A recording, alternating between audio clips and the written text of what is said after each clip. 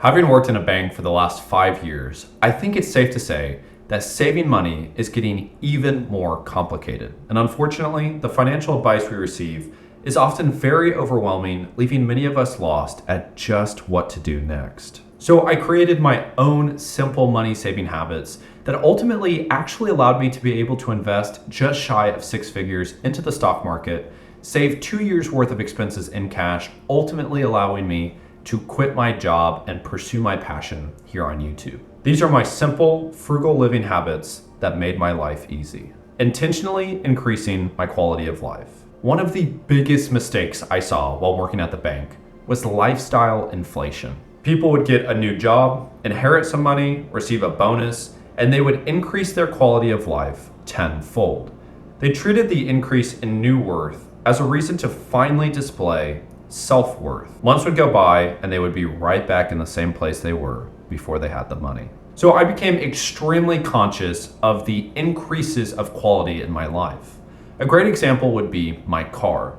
From 17 to 21, I was driving a 1999 Crown Victoria, and as I would drive, the paint would literally fly off the hood. And while it was very embarrassing, I was very grateful that I was able to have that car. But eventually it got to the point where I had to buy a new vehicle. And of course, I was looking at a Tesla. But what I ultimately ended up going with was a 2007 Ford Focus hatchback for about $2,500.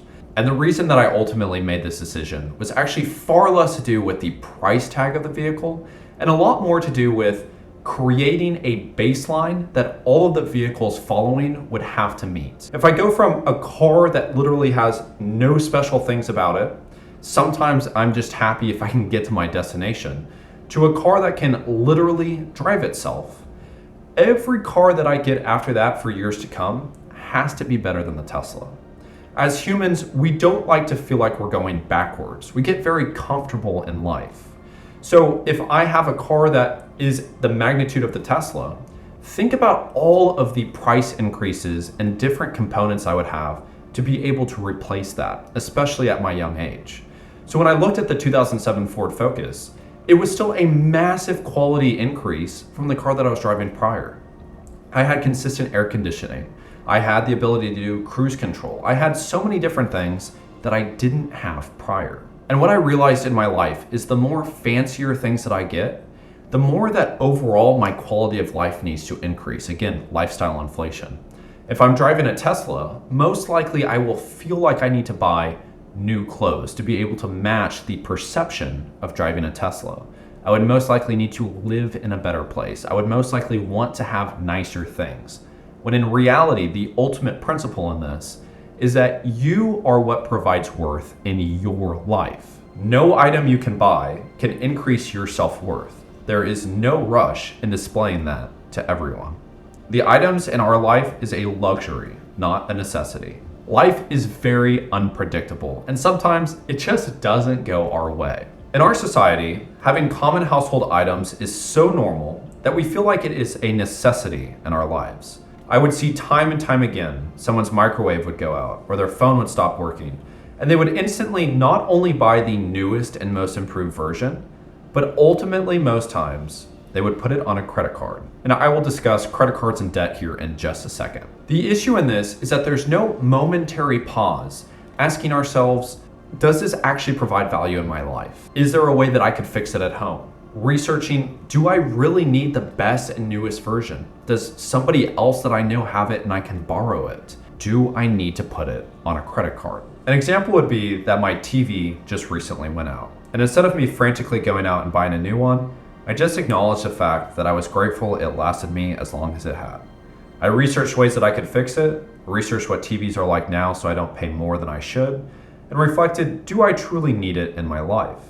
And while I most likely will end up getting a new one, as it ironically provides more value in my life than distraction, and in the meantime, I still have my phone, my laptop, and books to be able to occupy my attention. If we just remember the simple fact that most household items have been invented within the last 100 years, we'll realize that people lived arguably more fulfilled lifestyles, even though it was not as convenient as it is today. Understand debt. So I like to think of debt in 3 categories: horribly horrifying, decently atrocious, and just regular bad. Horribly horrifying is the worst place to have debt, as the interest rates are always going to be the highest. Credit cards have what is called variable annual percentage rate. You will see this as variable APR. Variable means that there is a prime rate, or the lowest rate that a financial institution will lend to those with excellent credit, and it fluctuates. So you will see that your interest rates change on your credit card. And actually, a fun fact I know that you're dying to know is that credit card interest rates are one of the only forms of rates that actually change instantly as the prime rate changes. This may be why you see that when you've heard the Federal Reserve increasing rates, that your credit card interest rate rose instantly.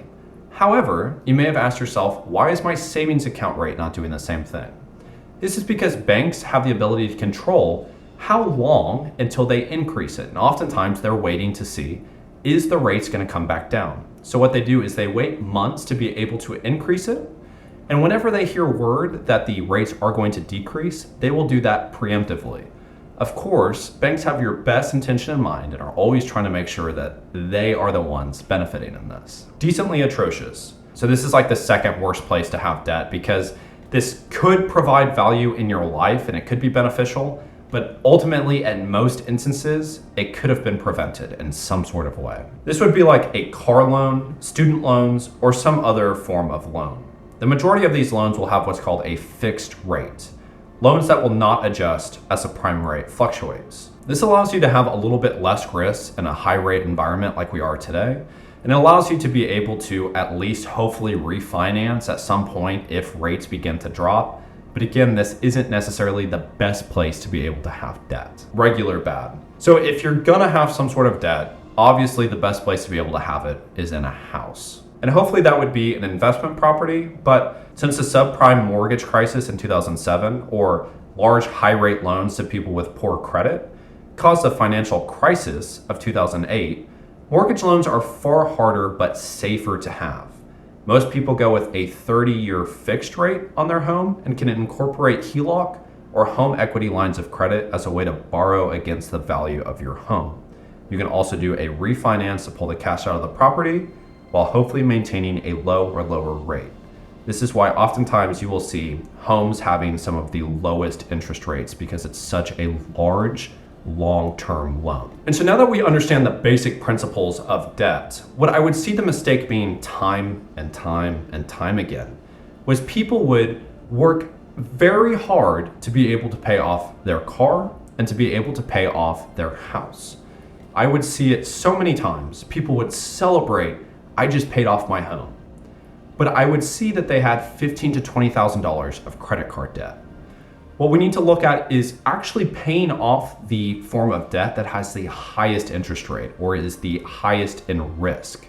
A lot of times we have an emotional attachment to a house or to a car because it's a physical item that we use, that we put some sort of identity towards.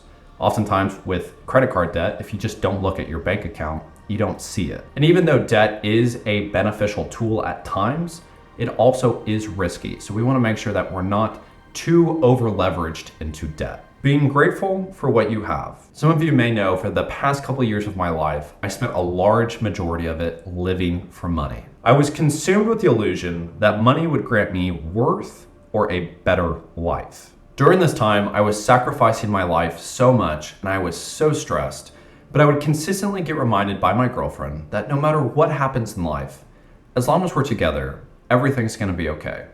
And I just never could understand what it was that she was saying. I didn't fully believe that. Until I recently just got back from a trip from California actually, and I was seeing my grandpa who is unfortunately not doing well. And at that time, I was so emotionally drained and it was so hard to see that. And I was so frustrated that I hadn't put out a video in a while. And I was just being very hard on myself. And of course, the way that my mind goes instantly is to, I am not enough, or I will not be financially successful, whatever little loophole I put myself into instantly. But as soon as I landed and I was back in Austin, I was so grateful to be here. And it was overall a very great trip with my mom, so I'm very grateful for that. But when I opened the door to my apartment, I was greeted with a warm hug. And the heater was on because it's cold here in Austin. I had my favorite meal already ready, and we're about to watch a movie I had wanted to see. And that's when I realized that I had all of the worth that I could ever imagine. I was a wealthy individual. I was able to be with my loved ones, and that's the most important thing. And so I really just wanted to make this video as kind of an evolving understanding in myself of the financial aspects of life. As you've kind of been able to hear the message of not only this video, but the ones that have come prior, it's just that life is an important tool, but without us, it's just paper, it's just numbers on a screen. We are what provides the worth to it. So we can't live our lives in pursuit of something that we give worth, because we're taking the worth out of ourselves and putting it onto something that we are becoming entrapped into. And I hope that this provided value in some sort of way. As always, I'm very appreciative of your time, so thank you for doing that, and enjoy this overly dramatic music with these quotes. Thank you so much. This work begins with keeping our economy growing. And I encourage you all to go shopping more.